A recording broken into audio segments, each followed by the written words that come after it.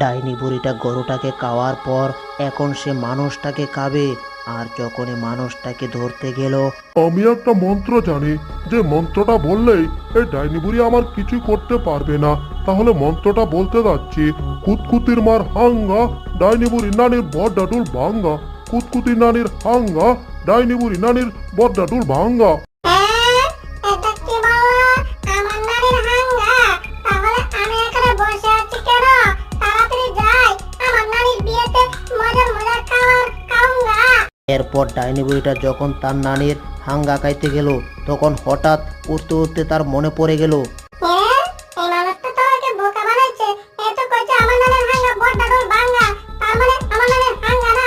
তবে রে, মানুষটার খবর আছে, আমি এখনই আইতাছি। এই যে বন্ধুগণ, এই ভিডিও দিতে পর্ব দেখতে চাইলে এখনই ভিডিওটাতে লাইক করো আর চ্যানেলটাকে সাবস্ক্রাইব করে কমেন্টে লিখে দাও পার্ট 2, তাহলে এই ভিডিও দ্বিতীয় পর্ব পেয়ে